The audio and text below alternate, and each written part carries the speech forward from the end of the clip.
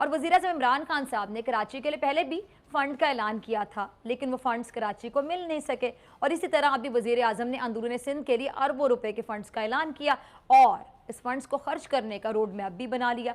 अब उम्मीद की जा सकती है कि फ़ंड्स जल्द सिंध की आवाम पर लगना शुरू हो जाएंगे, क्योंकि सिंध की आवाम अब सच में घबराना शुरू हो गया। प्राइम मिनिस्टर साहब कहते हैं घबराना नहीं है, लेकिन हुक्मरान जमात को ज़्यादा घबराने की ज़रूरत है।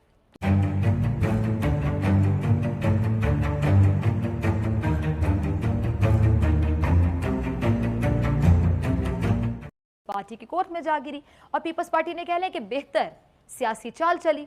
कराची जिसने 2018 के आम इंतखाबात में, आपको याद है, बल्ले को ना सिर्फ चलाया बल्कि जितवाया। तहरीक इंसाफ ने रोशनियों के शहर के दिल जीते, लेकिन ये जमात कराची के अवाम के दिलों में मुस्तकिल घर नहीं कर सकी। क्यों नहीं कर सकी?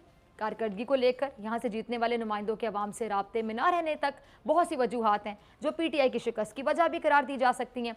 अच्छा, कराची ने PTI को इज्जत दी, वोट दिए, जितवाया, असेंबलियों तक पहुंचाया, लेकिन बदले में क्या मिला?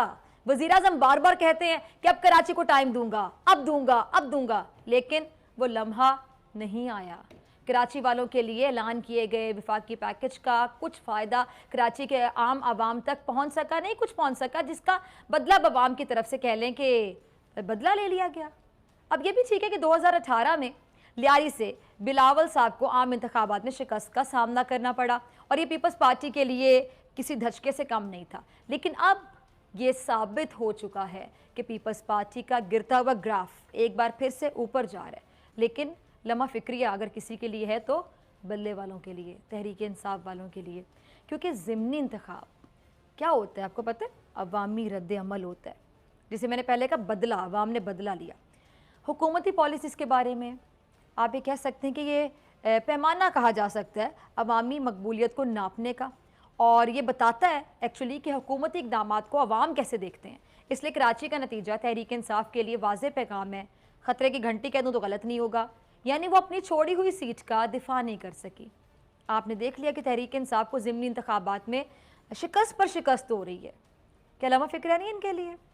पहले डस्का में शिकस्त इनका मुकद्दर बनी, फिर KPK में, और अब कराची के हल्का 249 में एक बार फिर हुक्मरान जमात को शिकस्त का मुंह देखना पड़ा।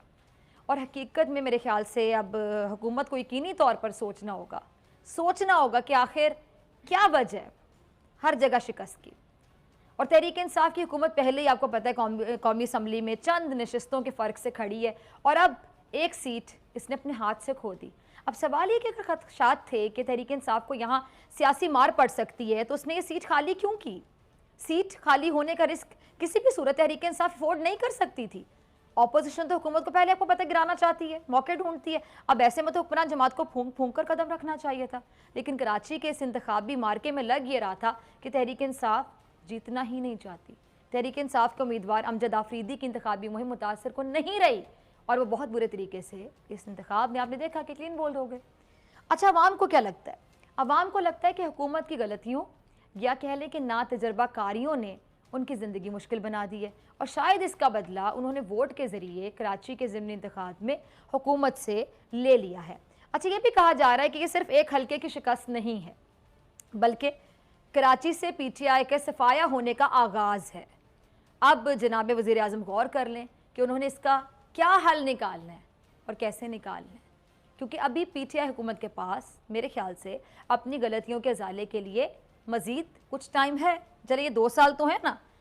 अब ये भी सच है कि कराची का नतीजा तब्दीली सरकार के लिए बहुत बहुत बहुत बहुत बड़ा लम्हा फिक्री है, लेकिन वो कारकर्दगी दिखाकर बाजी पलट सकते हैं। लेकिन कारकर्दगी दिखाने के लिए सिर्फ दावे नहीं करने पड़ते, बल्कि काम करके दिखाना पड़ता है, प्रैक्टिकली, अमली तौर पर। और तहरीक इंसाफ को ज़िमनी इलेक्शन में पहले पंजाब से, फिर KPK से, और अब सिंध से शिकस्त हुई है। जैसे कि मैंने आपको पहले भी बताया कि कहाँ इनको शिकस्त का सामना करना पड़ा। अगर तब्दीली सरकार तब्दीली नहीं लेकर आ सकती, तब्दीली ना ला सकी, तो कहीं अवाम अपोजिशन के साथ मिलकर तब्दीली लाने में ना निकल पड़े। इनको गौर करना होगा, हुकूमत को संजीदगी से गौर करना होगा। और वज़ीर-ए-आज़म इमरान खान साहब ने कराची के लिए पहले भी फ़ंड का ऐलान किया था, लेकिन वो फ़ंड्स कराची को मिल नहीं सके। और इसी तरह अभी वज़ीर-ए-आज़म ने अंदरून सिंध के लिए अरबों रुपए के फ़ंड्स का ऐलान किया और इस फ़ंड्स को खर्च करने का रोड मैप भी बना लिया।